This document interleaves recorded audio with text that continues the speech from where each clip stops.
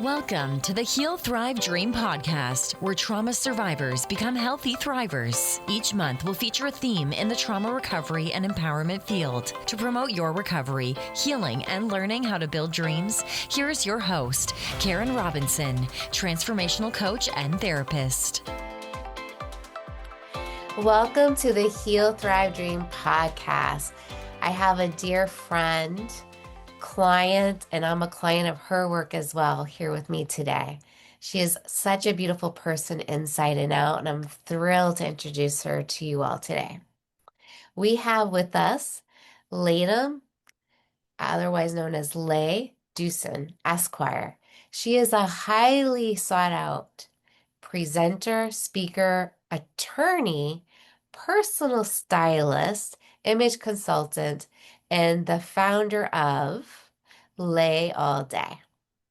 With over a decade of experience in the courtroom and the boardroom, Ley understands that for the modern professional, image is a strategic asset. She's a contributor to Business Insider and the Huffington Post.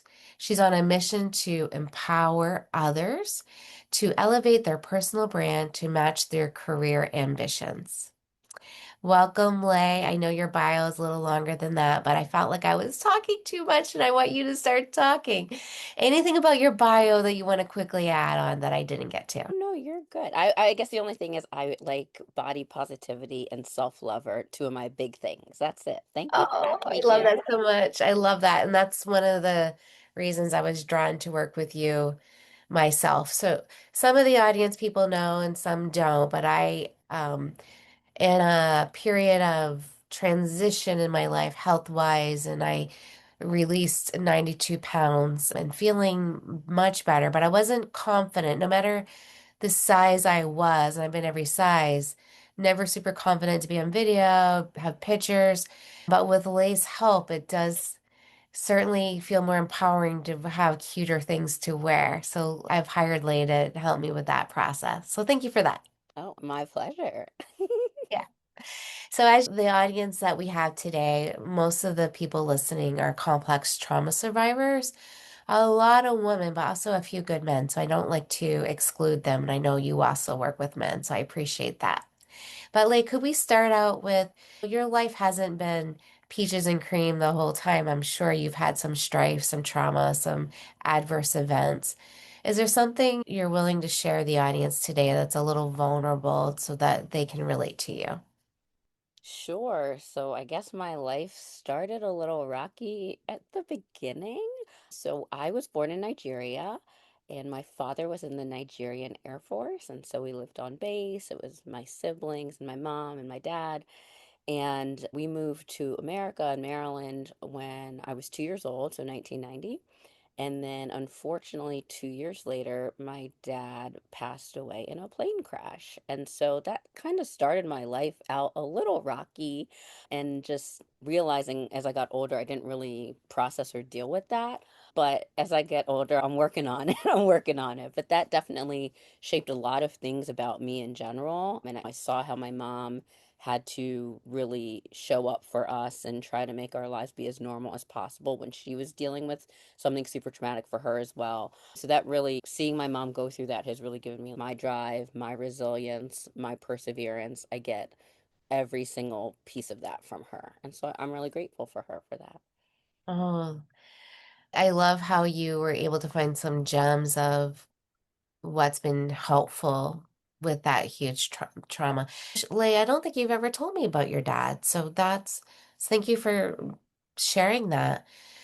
Do you remember him well? Remind me how old you were again when he I passed? was 4. Oh, So I have pictures sitting on his lap and things, but I don't really remember him. Which it might be bad to say, but I'm grateful for that because I think it would be even worse to have the memories and that person gone. I have friends now whose parents are passing away and they're like, oh, my dad's not going to be at my wedding and walk me down the aisle, but I don't have those memories. So it makes it a little easier, although it completely sucks, to not yeah, have a yeah, parent, to lose a parent. I think when you're younger, and because I don't have any solid memories other than seeing pictures, which is great that I have, I right. don't really have any memories, Karen.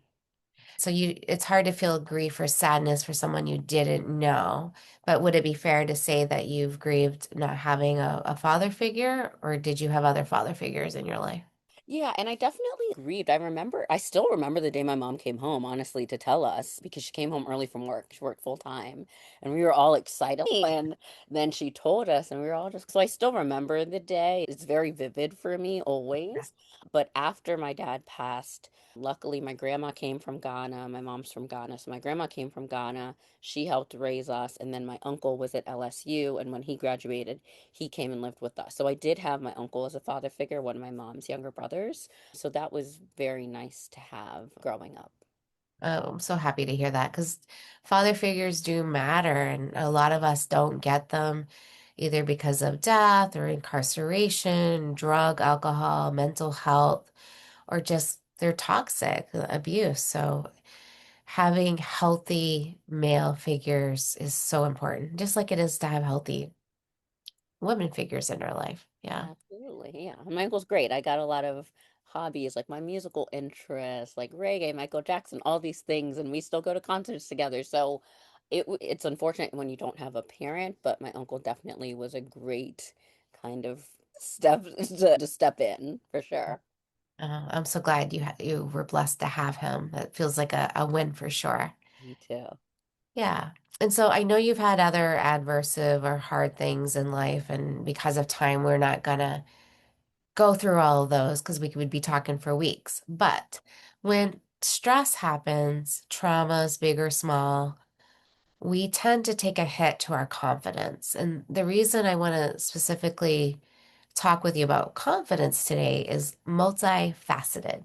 One is you are a very important speaker on my summit coming up, Finding Confidence After Trauma. So that's one. We want to promote the summit and also promote what you do for people and how to help them feel more confident. When I think about confident women in my life, the way you dress and move and smile, you're just such a beautiful example of confidence. Thank you, Karen. You're welcome.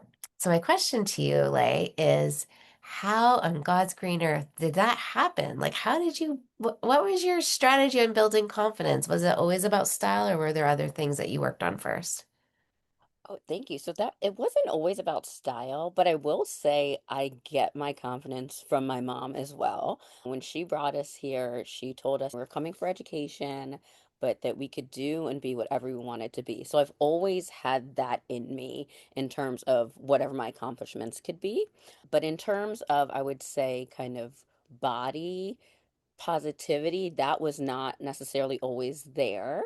When I was younger, I was pretty thin, but for some reason I didn't think I was. So I always had some body dysmorphia, I would say, issues. And then, but I would say after law school was very stressful and I gained a good amount of weight in law school.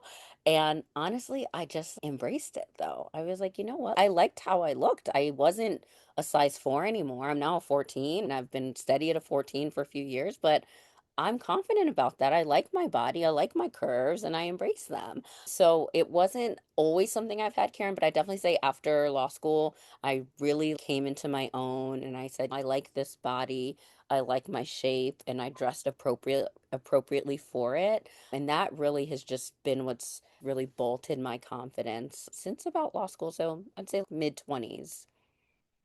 Okay, so it sounds like it was a bit of a journey. Oh yes, it was. And when I was in law school, I think I entered law school probably at a size 2, 4, and I ended it maybe at a size 12. And then a couple years later, I maybe gained a little more. So that's why we're at the 14. But I love how I look. I think I have a great shape. So I got no problems with it. But at the same time, I'm still healthy. I go to the gym, I work out, but I just don't need to be a stick figure to feel beautiful. And I think that's part of why I'm really into body positivity because society tries to tell us you have to look a certain way and you Right. have to be a certain size, and it is just not true to feel confident, Toxic. to feel beautiful, to feel great. Yeah.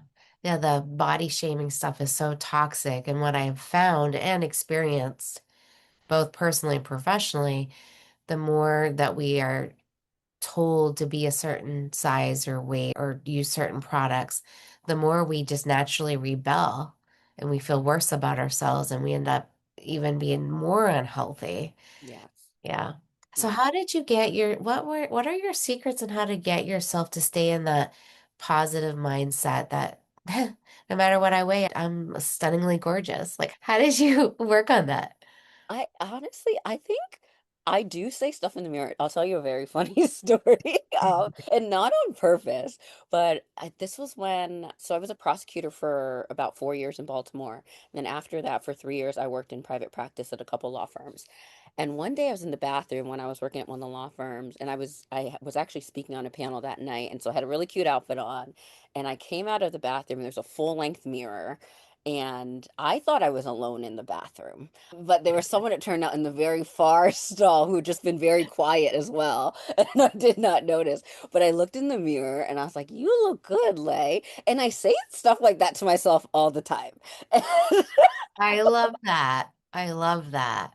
So it's just, but also, Karen, I will say this, right? I put effort into my appearance, right? So because I know if I look good, I feel good and feel better about myself, I put effort into my appearance. So then when I catch myself in the mirror, I give myself a little compliment Mhm. and it just makes me smile. But yeah, that's just, yeah. So I do say stuff to myself. That's such a great story, but I want to know, like, when did you realize somebody was overhearing you? And did they say something to you?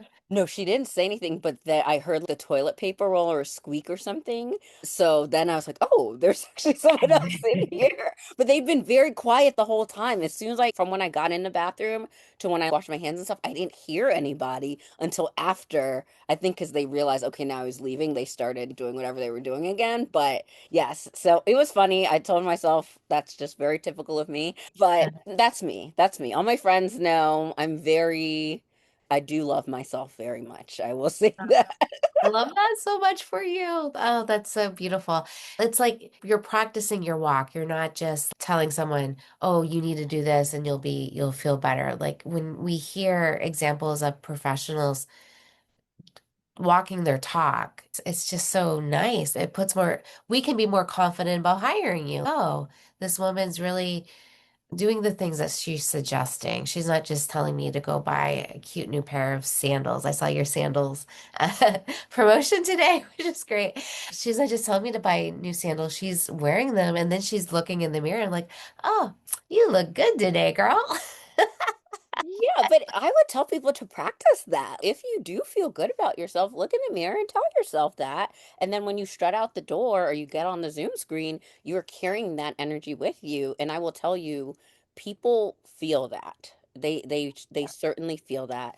And I'll give you an example. A few years ago, my best friend and I, we went to a country concert, Zach Brown Band. That's one of our favorite bands. And there's lots of different things you can wear to a country concert. I felt comfortable in these Target cream cowboy boots I just gotten, and then this long floral dress. And that was very authentic to me. I felt great. So we're at Meriwether Post Pavilion, which is our local music venue. And my best friend Catherine and I were walking to the bathroom and someone yells, "Excuse me." And so we look around. We don't know who they're yelling to, but we look around and this woman says to me, "Yes, you," to me.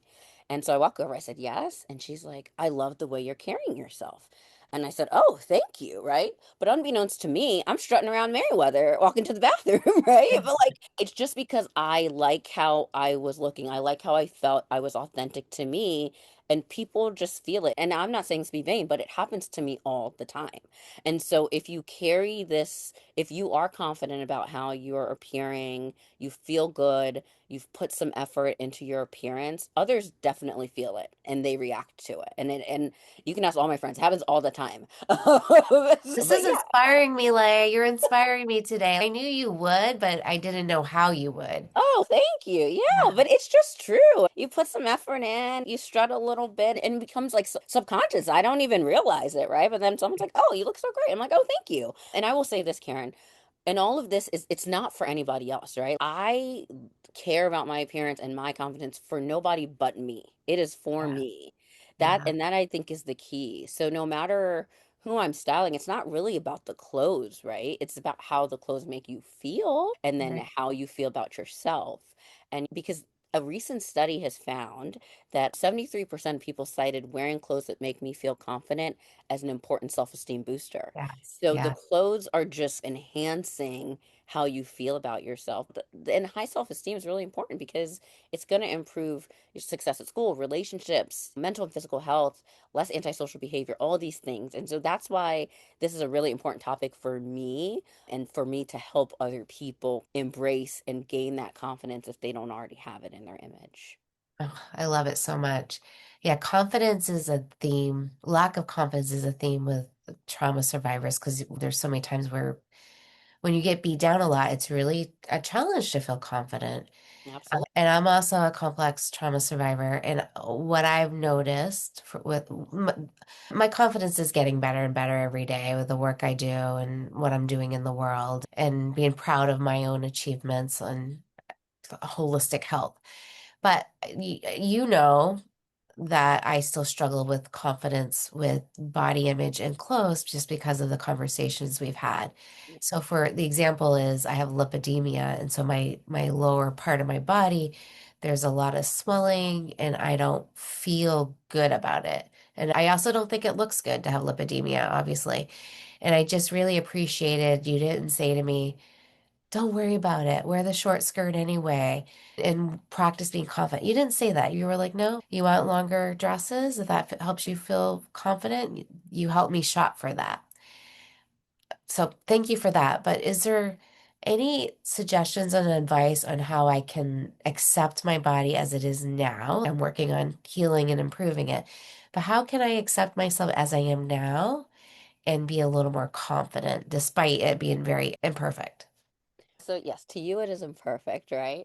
But I think you're doing a good job because you've had a big transition. 90 plus pounds is a lot, right? And so that you are it's going to take a while to see yourself as you actually truly are now. But I think you're doing a great job, Karen, because you're being authentic and that's all I can ask from you. So if I'm glad you told me I want longer dresses, I'm not comfortable because that's if you're in the short skirt, you're not going to be comfortable, right? So it's the opposite of what we Confident. want. So I think you advocated for yourself so well because you told me this is, I don't feel comfortable with this, or I want to cover my arms, whatever it is. And that's great because that tells me, okay, this is what she needs, and that's going to make her feel comfortable. And if you feel comfortable, then that's going to get you to the confident, right? Because and once again, the authenticity of what works for you.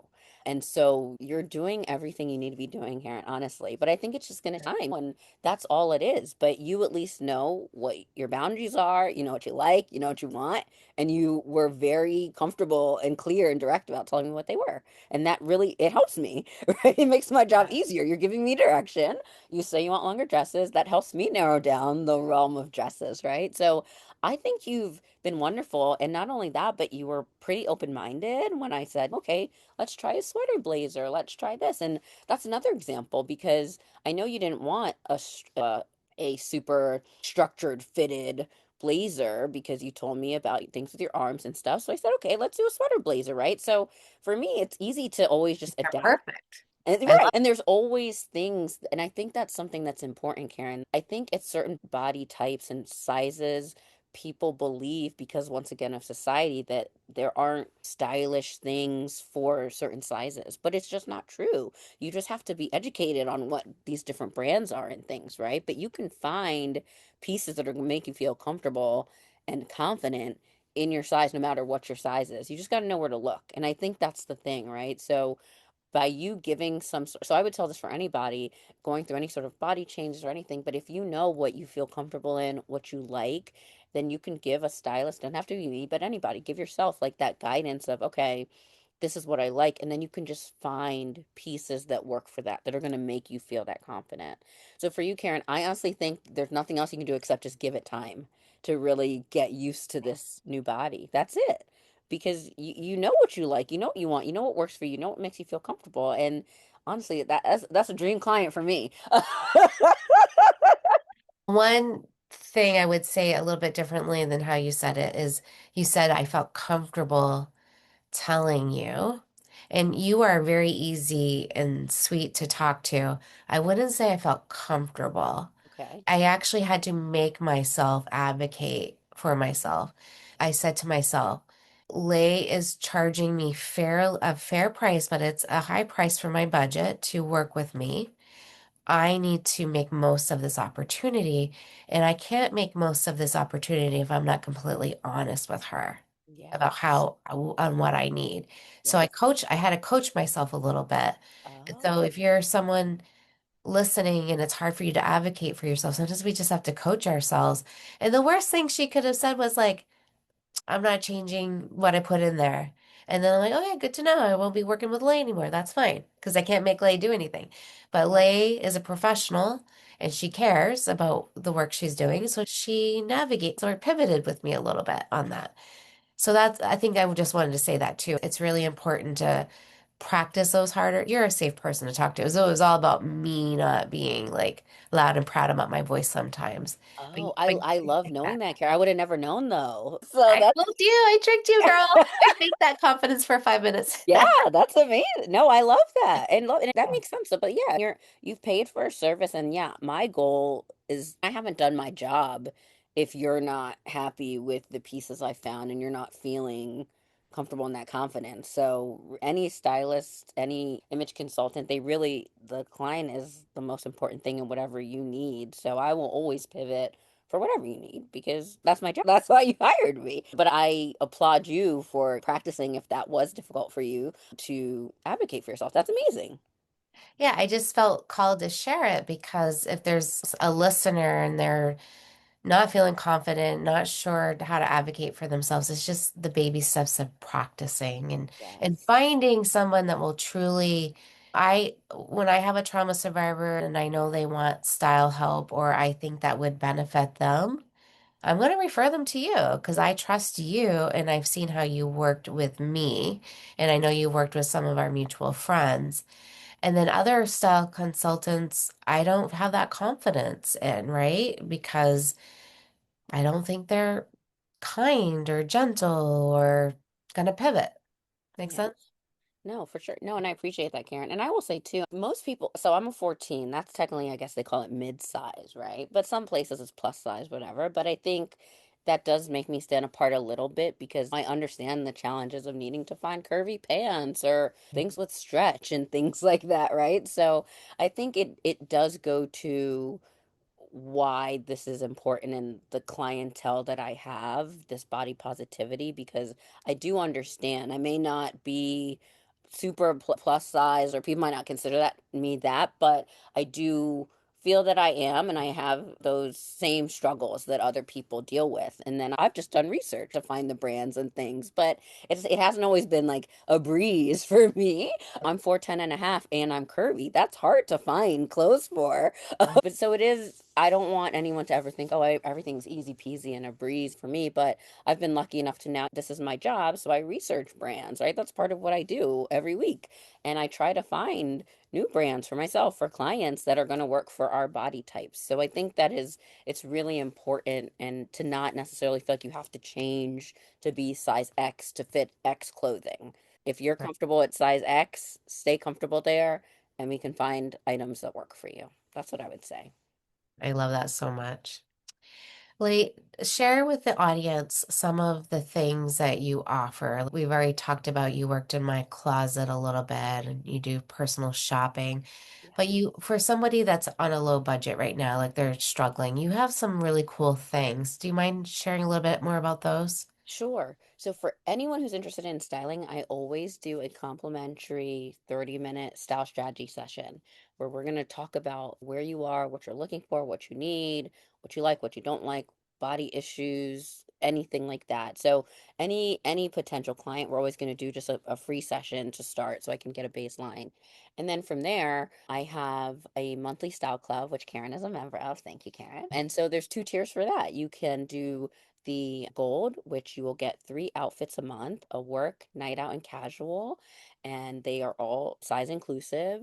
And so from regular to plus size. And I put a little style board together with either if it's a jumpsuit and shoes and earrings or skirt and top, whatever it is. And then you can just click them and shop. So that's a really very budget friendly version. And then the diamond version, you get two looks from each of those categories, as well as two special occasion, and then also a 30-minute monthly call with me, virtual, a video call where you can ask me any of your style questions. So that's like the low tier. And then, of course, Karen, I've got my one-on-one styling, which is what you've done. I've got more of like a one time, and then I've got 3-month and 6-month packages. So I'm very flexible. And if you don't see it on my website, I can do whatever you need. So I'm really here to cater and serve for whatever you need. You need vacation looks, you have a special occasion. I offer all of those services too, a la carte, but I'm just here to assist and educate and help people find those brands that work for them.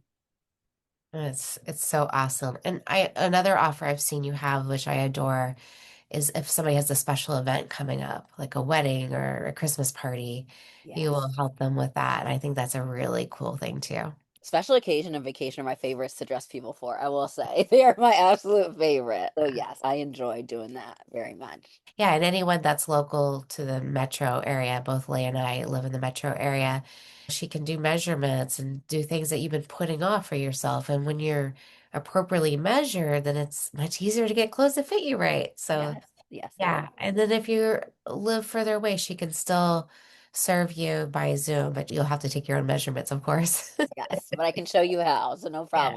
problem. Yeah. Like, do you have a super message about confidence? Like, so we can wrap up today's episode. Like, when you think of the word confidence, what is on your heart to share with someone who may not be feeling confident today? When I think of confidence, I think of, and I've said this a few times during our conversation, Karen, but I think of authenticity, and that's really what will carry you through. And I say this because you could have the most luxury item, and but if you're not confident in it, and if it doesn't feel like you, no one, everyone's going to feel that. And so for me, I think authenticity is key to everything, and that's why I don't necessarily hop on every trend I see, right? Because if it's not authentic to me, if I put on something that doesn't work for me, then I'm not going to be exuding what I want to exude. So for me, I would say, Karen, authenticity and confidence are very intertwined, and that for your image, you want to be authentic to yourself, 100% authentic and true to yourself. And then that confidence is going to radiate from you. Like, it's been such a pleasure hosting you on my podcast today, and I'm excited about you being a guest on the Finding Confidence After Trauma Summit. So thank you so much. Thank you so much for having me. Thank you for listening in today. Please join us next week, same day and time. Also, I would love for you to check out my website, healthrivedream.com.